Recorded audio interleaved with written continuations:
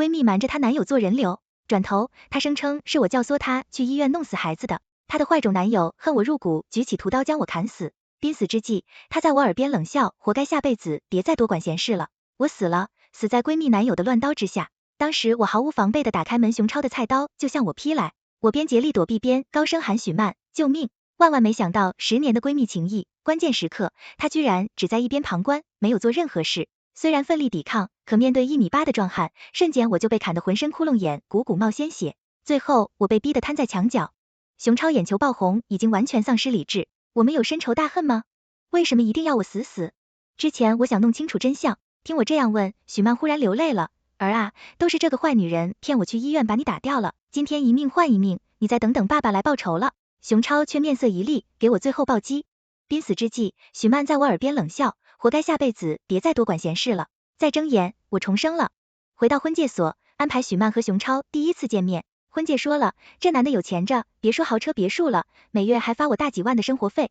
眼前年轻的许曼支着头，眼神写满贪婪。上一世听完分析，我劝阻他千万不要去赴约。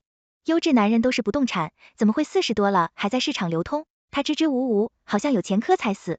流浪猫被同圈子的孤立了，虐待动物，我心惊，见微知著，这个人很可能有反社会人格，甚至家暴，搞不好是天生坏种。徐曼本来也不傻，但她被婚介所避重就轻的说辞蒙蔽了，生怕错过这个金龟婿。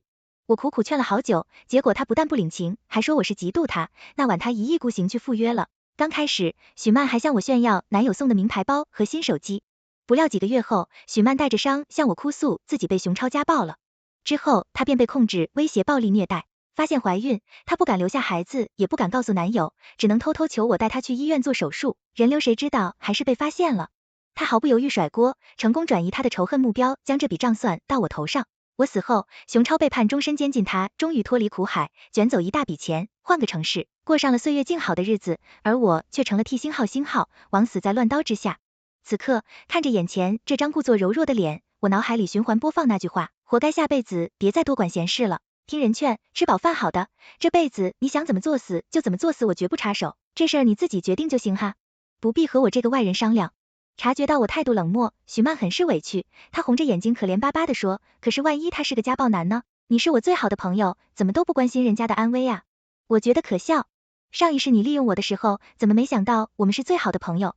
熊超性格暴虐，同时智商低易拿捏，第一次见面他就把我掏心窝子，劝他的话一一转述给他，营造出不介意他的年龄，包容他的前科，不离不弃的好女人氛围。同时拉低踩高，他埋下了一颗愤怒的种子，觉得我看不起他，坏得很洗脑的种种手段，许曼玩得很溜，成功取得熊超信任。万事有因果，正是一点一滴的渗透积累，最终导致熊超对我举起屠刀。我淡淡打断许曼话筒，所以他到底是个什么样的人？你得自己去了解。我小心翼翼，不给他留下任何画饼。他没听到想要的答案，不死心的追问，那如果你是我呢？你会和这种男人约会吗？我生怕引火烧身，避重就轻的说，大小姐，别再这凡尔赛了。从小到大追你的人排到法国，而我呢，从小就是一个小土妞，毕业到现在可是一朵桃花都没有，差距这么大，自然没法从你的视角考虑问题呀。我刚下班推门，看到许曼正敲着脚在我家沙发上吃榴莲，我惊得后退3步，才想起来他有我家钥匙。我俩从小邻居，情同姐妹，工作后我先定居，因为他也喜欢这个小区，我就帮他出了10来万门对门，凑了个小户型。现在回忆起来都想抽自己大嘴巴，紫毛爷爷花在自己身上不香吗？偏偏送给一只养不熟的白眼狼，最后害我性命。见我回来，他脸上闪过一丝怒意，转瞬又撒娇道，这几天忙啥呢，也不接人家电话呀。我只好自己进来了，不小心静音模式了，怎么了？我不动声色的脱外套，他神情扭捏，那个沈怀川明天约我，他之前送的项链刻了首字母，被熊超看到了，我就骗他说沈怀川是你的男朋友，礼物是你转送给我的，你可别露馅啊，为什么要拉我当挡箭牌？一听我不乐意，许曼立刻跳起来指着我骂，你蠢啊，这样他才不会怀疑我呀。他动不动喊打喊杀的又蠢，说也说不明白，万一做点什么出格的事情来，我不就危险了吗？想起来了，沈怀川是他后宫鱼塘的一员。上一世这次约会过后，沈怀川又送了许曼一只奢侈品包包，因为一直被吊着当备胎，他就借着这个机会往包里塞了一封赤裸裸的求爱书，想把关系做实用词之火辣，堪称18禁。许妈美滋滋背着新包包出门，压根没想到里面还有个惊喜。晚上熊超送他回家，下车时信滑出来了，当晚熊超就追杀过来了。许曼哭着来求救，求我把他藏进房间，留下我和熊超周旋，可任凭我怎么解释，他一个字都听不进去，只能无助地看着他狂躁，血红着双目，把我的新家砸得稀巴烂，电视机生生被劈成2半，进口真皮沙发皮直接开膛破肚。警察来劝说许曼开门，隔着门缝，他卑微地向熊超解释，包是顾小冉转送给我的，沈怀川是她男朋友，跟我没关系，你相信我呀，我是被陷害的，我只爱你。最后他居然做干脆假证帮熊超脱罪，对警方说，虽然我损失惨重，但一切与熊超无关，都是误会。一通操作下来，两人居然成功抱头痛哭，成功复合。我看得目瞪口呆，只能自认倒霉。即便这样，当时我居然都没有丝毫质疑过和许曼之间的友谊，我只当他私生活混乱，许曼长得好看，他也知道自己好看。靠着这点优势，原本家境局促的他从初中开始谈恋爱，同时辗转于几个男人之间疯狂收礼物，硬是过上了表面上白富美的生活。原本我不耻这种做法，转念一想，不管他在情场如何表现，并不影响我们交朋友，友谊长存。第一条原则，尊重对方的私生活，所以我从不过问。现在想来，一个人在爱情里欺骗愚弄，只说明他三观不正，从哥上就是个烂货，指望他边做渣女边对闺蜜赤诚，怎么可能只怪当时我没有看透人性。许曼走后，我迅速头脑风暴。第二天，我悄悄尾随许曼出门，她穿了件包臀小短裙，被精心打理过的长卷发衬的女人味十足，喷了得有半瓶香水，离她10米远，我都忍不住打喷嚏，今天绝对不简单。果然，他约见的正是沈怀川。两人等不及进房间，在走廊里就干柴烈火的啃上了画面之辣眼睛，我咔嚓拍了几张星号就赶紧撤了。上一世接到许曼的求救电话，我连白大褂都没来得及脱，第一时间冲回家保护她。这次我喝着奶茶，悠闲的欣赏，手机屏幕亮了又暗，暗了又亮，还挺有节奏感的呢。估摸着差不多了，我才回拨过去，语气急促，什么他还带了刀？好的好的，我现在马上赶回家，你别着急啊。挂上电话，我反手一个关机，悠哉打开电脑看直播。前几天我悄咪咪装了摄像头，顺便多装了一个正对他家大门。画面里，许曼蓬头垢面，冲到我家开门睡了好几次，大门纹丝不动。哦，忘了告诉他了，我已经换了个超强级别的锁芯，不防小偷专访闺蜜要杀要打回你家做死去。这次我绝对不给这对压公鸡婆祸害我的机会了。他掏出手机，不可置信的试图打给我，一向由他搓圆揉扁的我，关键时刻回应他的只有嘟嘟忙音。他气疯了，举起凳子就要砸我家门，还好熊超及时赶到，他手里捏着情书，整个人杀气腾腾，不由分说拽着许曼的头发拖回家。一时间，对面传来了女人杀猪般的嚎叫，连带着乒乒乓乓的打摔和哭喊声，好不热闹。我随手拆了包薯片，哼着小曲，心情愉悦。可惜没过多久，动静开始变小了。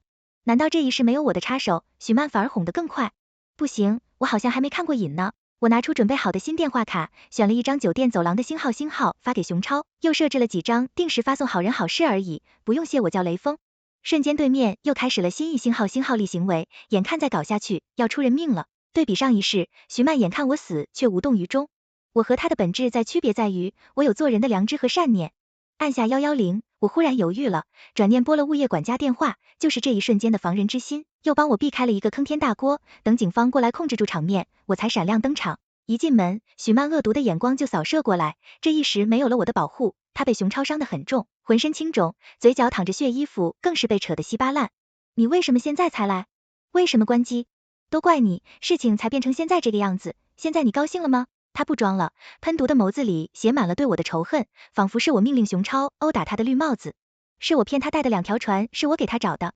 从来不反思自身的原因，出现问题倒擅长一股脑甩锅，责怪别人找别人的茬，无论前世还是今生，这个女人都坏得无可救药。忽然来了几个车祸伤员，我被叫去帮忙运病床，把手机撞坏了。我指着刚刚在马路牙子上不小心蹭破的伤口，十分无辜，我已经用全力跑回来了，还摔了一跤呢。你看啊，这时电视机里适时传出来新闻播报，附近路口刚发生一起小型车祸，伤员已经送往医院急救。许曼撇撇嘴，只能将责怪的话吞下去。他试图挽回熊超，我没骗你，那张照片脸都看不清，真的不是我老公，我对警察叔叔发誓，我对你绝对忠心，你可别被有心之人骗了。熊超还没说话，叮一声信息来了，高清放大版的星号映入眼帘，瞎子都能确认女主角是谁。许曼像被电流击中，跳起来想抢手机，但已经来不及了，她高声尖叫，都是假的，都是 P 的。我立刻挺身而出，对我可以作证。沈怀川是我男朋友，我们都谈了好几年了，你们俩天造地设的一对，可别被有心之人给害了。这些话表面上听起来是解围，其实我很清楚，在当下混乱的场景里，无异于火上浇油。熊超被刺激得彻底失去理智，发狂嚎叫，死死掐住徐曼的脖子，他瞬间面色黑紫，抽搐着两脚乱蹬。两个身手敏捷的警察叔叔费力分开，两人将熊超铐在墙角，开始严肃地进行审问。你的伤情可以直接起诉走，跟我们回去说明情况。故意伤害罪可判处3年以下有期徒刑，我们都是目击证人。神转折来了，他的奇葩反应让警方目瞪口呆，他居然一门心思帮熊超脱罪，仿佛刚才差点被掐死的人不是他我男朋友和我闹着玩呢，不知道怎么惊动了110，误会都是误会，这都是我自己摔伤的，不关他的事。要知道家暴只有0次和无数次，警方惊呆了当事人，这是嫌自己命大，还是觉得自己抗揍能力强？只有我知道他这么委曲求全，说到底不过是舍不得金龟婿。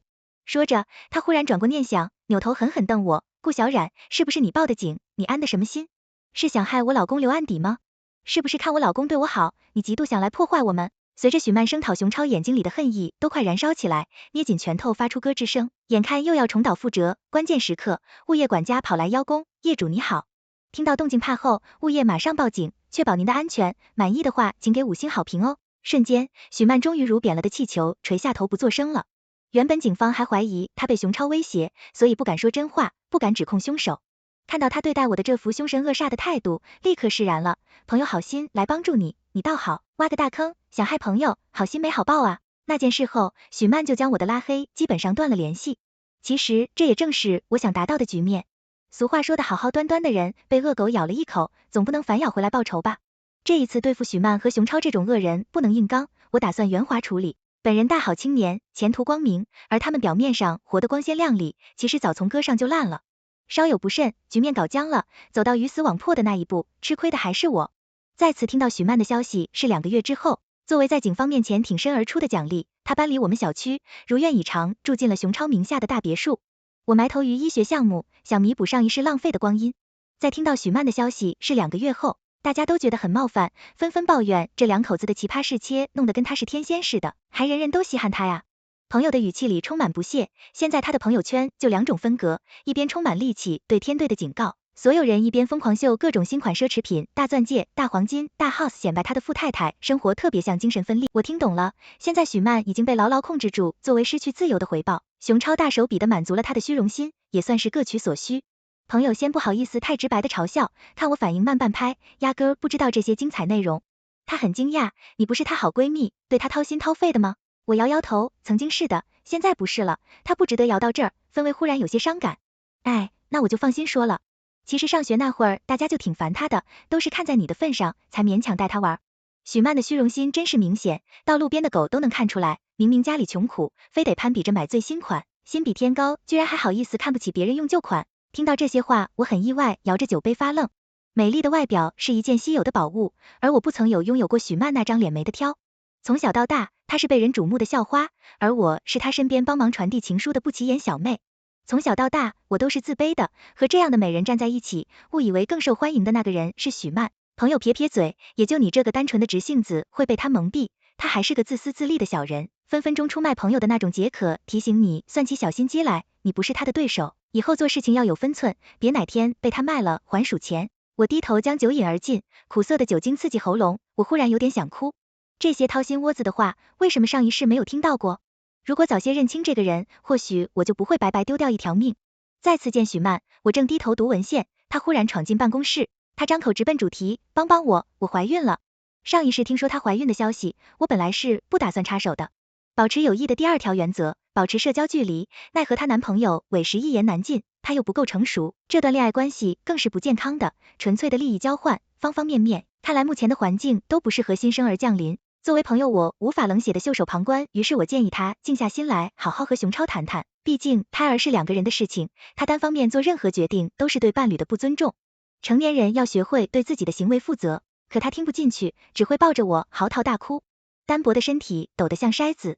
小冉，求求你了，带我做人流，我只有你这么一个信得过的朋友了，一定不能被熊超发现啊，不然他真的会杀了我的。看他这副可怜样子，我虽心软，却尚存理智。熊超作为男人，这种时候更应该陪在你身边，肩负起责任才对。可是如果生下孩子，我就真的永远锁死在他身边了。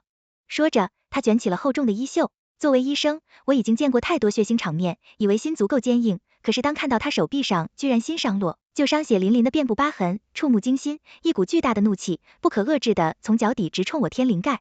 盛怒之下，我脱口而出他期待已久的话，生个屁，出生孩子不能留，马上给我打掉。为了保障他的隐私，我做了充分考虑，带他去我师姐的私立医院，用我的身份正开病房，甚至动用私人关系，请了最好的专家来做中指妊娠手术，以确保他万无一失。出了院更是变身月嫂，换花样煲汤，鸡汤、鱼汤、鸽子汤，让他好好做小月子。没想到一片真心竟是错付给了狗。这一次见他不请自来，我迅速紧绷起神经，进入高度警觉状态。许曼明显胖了许多，周身珠光宝气，首饰包包一看就价值不菲，但是气色极差。我尽量平复语气与他周旋，没关系，恋爱期间怀孕再正常不过，可我不知道该怎么办，而且生孩子这个事好恐怖呀。他双手绞着裙摆，一副渲染欲碎的小白花模样。你现在正处于最佳生育年龄，从生理角度上来说完全可以承受怀孕过程。不过做母亲这件事，除了身体好这个硬性条件，更需要你在心理上做好准备。那你觉得我做好准备了吗？我不耐烦了，懒得再跟他兜圈子。亲，这边建议您直接跟男朋友商量呢，又不是我让你怀孕的，你爱生不生星号。明明已经打定主意来找我做人流，偏偏把话头藏着掖着，还给我演上劲儿了。怎么的，那些丑话非得让我来说，我嘴开光了。他眼底闪过阴雾，忽然一吸鼻子，眼泪就哗啦啦流出来。小冉，我跟着熊超太痛苦了，他不仅控制，我还说着他撩起袖子上一试，虽然觉得哪里不对劲，但没细想。这次我仔细观察他的胳膊，马上就发现端倪。一般来说，皮肤出现创伤，身体会立刻收缩血管以限制出血，又不是新鲜伤口，怎么可能还血淋淋的？没料到我会细看，他慌忙躲闪着盖住疤痕，果然有问题。我这才反应过来，上一世他也是故意制造假伤口，蒙蔽的就是我。医者仁心，不会忍心不管。老话说得好，能被你骗到的都是真正信任你的人。我拿真心待他，他把我当星号。这样吧，我帮你把熊超约出来，你俩面对面说清楚。伸手不打笑脸人，眼看他快憋出内伤了，硬是找不到还手的理由。对了，熊超打你这事儿可能有误会，不过孩子的事情吧，还得是你俩自己做决定，不必了。他恨恨地将手机扔桌上，摔门就走。我探出头去，亲眼看见他按下了录音的暂停键。原来今天唱的是一出仙人跳，这事儿没那么简单。他图钱，熊超有钱，线下又爱他，爱得上头。按正常逻辑，许曼这时候给他生孩子不就正好，能稳固大房地位，顺利嫁入豪门吗？熊超是坏，但他也蠢啊，稍作引导就能拿捏，轻易不会动手。他不是早孕，而是已经接近孕中期了，算时间起码3个月前就发生了关系。可那个时候熊超压根还没登场呢。许曼从初潮起月时就不准时，为此我也操了很多心，到处给他找医生调理，作用并不大，加上本身就是丰满型的身材，孕初期身体没什么变化，种种巧合导致他至今才发现这个大惊喜。师姐没找到他的入院记录，看来这一次没了我的帮助，他只能去莆田新医院开盲盒了。我在鱼龙混杂的医学生大群里发消息，我妹妹未婚先孕离家出走，家里人都急疯了，哪家医院有许曼的就诊记录，还请智慧医生。很快就有热心群众帮我锁定了目标。翻看家门口的监控录像，我发现他和沈怀川居然还有联系，而且是频繁来往。有一次，他搀扶着许曼小心翼翼地跨过门槛，慢着点，别伤着我儿子。许曼艳嫌的将他一把甩开，滚星号，先拿个100万再给你生儿子。沈怀川气急，好，你给我等着做完这笔生意，我就拿钱来换我的种。两人不欢而散。看样子孩子的亲爹是沈怀川无疑了，他打的是两边瞒的主意，一边稳住熊超，一边拖着沈怀川神不知鬼不觉的把胎儿解决掉。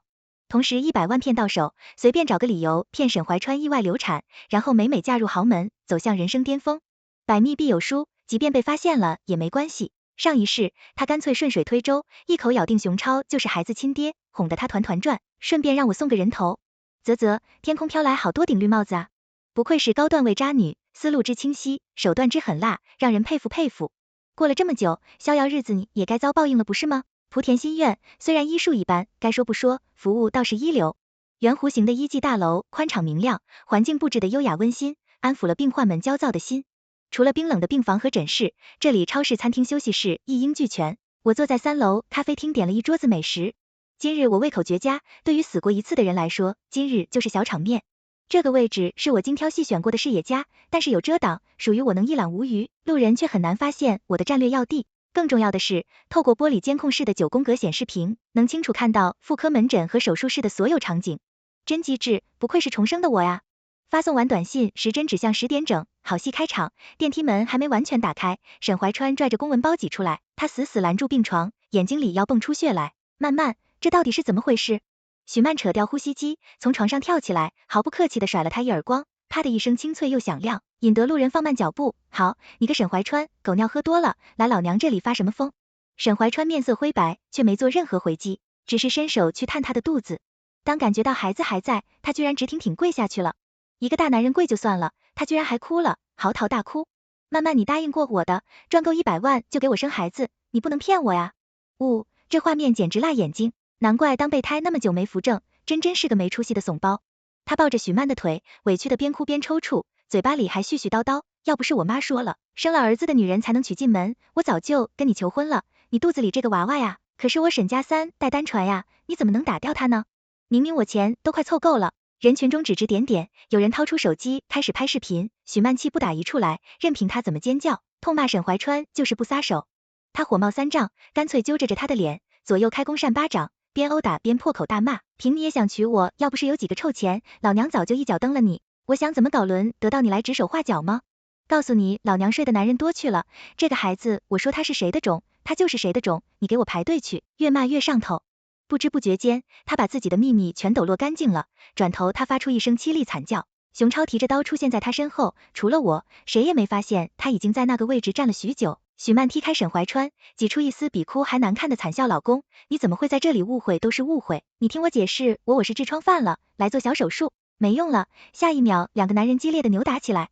原本沈怀川并不知道熊超的存在，但只是一瞬间，他就都明白了。今日是生死之战，赢家才有资格占有生殖主权。劲爆的场面吸引众人，举起手机拍抖音，谁也舍不得错过好素材。场面一片混乱，我放下手中的炸鸡块，视线被熊超那张涨红的脸放大，占满他眼球，暴突挥刀狂砍，不分敌我，已经彻底丧失理智，像极了上一世我最后回忆里那些阴森可怖的画面。我胃里一阵翻江倒海，很快见了血。保安大队终于急匆匆赶来，他们用防护盾隔开熊超，将叠堆在地上的人一个个拉起来，才发现许曼已经昏迷了。经过抢救，他如愿以偿打掉了腹中出成型的孩子，同时医生遗憾地宣布他再也没有生育功能了。什么？我不相信，我有钱，我命令你给我马上治疗。没了子宫，有钱人怎么会娶我呢？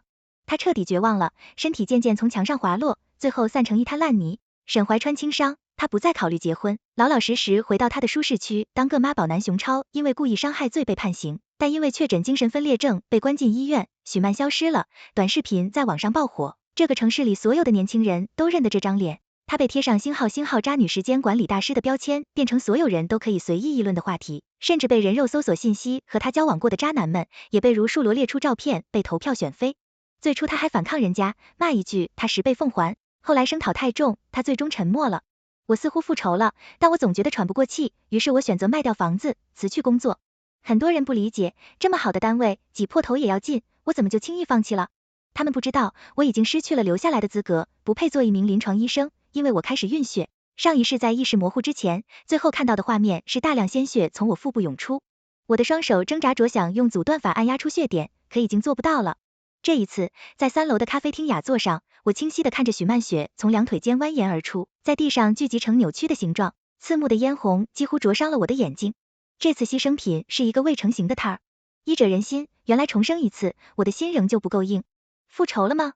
好像是的，但这让人不痛快，这好像不该是结局，可我无能为力。可以了，我想就这样草草结束吧。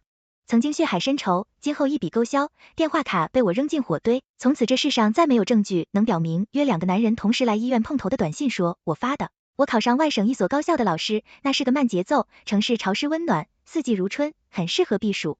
放下手术刀，我挽起长发，站上3尺讲台，一切回到原点。从某种意义上来说，此刻仿佛才是真正意义上的重生。我只用关注学生作业和食堂，今日菜式就这样单纯的度过余生。5年后某天加班，深夜走出教学楼才发现外面下雨了。正值到春寒，冰冷的雨水夹带着冰雹袭来，我忍不住抱住胳膊打了寒战。忽然一把红伞伸到眼前，持伞的手骨节分明，是个陌生男人。他身材修长宽肩，撑起一件硬挺的山本色风衣，可暗夜中我看不清他的模样，但能感受到他的笑容和善意。若他偏偏散，我皱眉不解给你，用他强行将红伞按进我怀里，像是担心被拒绝，灵巧地闯入雨幕。经过我时带起一阵木质香味的风，不不用谢顾老师，下次再见面不许那么冷漠喽。鲜艳的红伞在冰雪中跳出一些温暖的生机。很久后我才发现，那晚遇到的男人是我的同事展阔。我不是感受不到暧昧气氛，可我没有勇气踏出去，少一个契机。追踪到高校后巷，深入一条鱼龙混杂的老鼠街，我快没有勇气继续下去了。可校方还等我复命，只能硬着头皮上。最后，大家合力将一个身影按住，控制在肮脏的废品收购站铁栏杆上。那个下半身裸露的肥胖的女人被迫抬起头来，毫无预兆，这个人是许曼。对视几秒钟，她丝毫没有认出我。此刻她眼神浑浊发黄，头发肮脏敢沾，完全看不出曾经美丽过的影子。我终于意识到，她已经心智不清了。顾老师怎么处理？保安向我请示送派出所。我面无表情地吩咐保安，那是他最好的去处。等目送众人押送暗娼离去，我闭上眼睛，闻到春日里隐隐传来的樱花香味。手机震动和掌控的聊天界面。顾老师闪送你了，哪天能共进晚餐？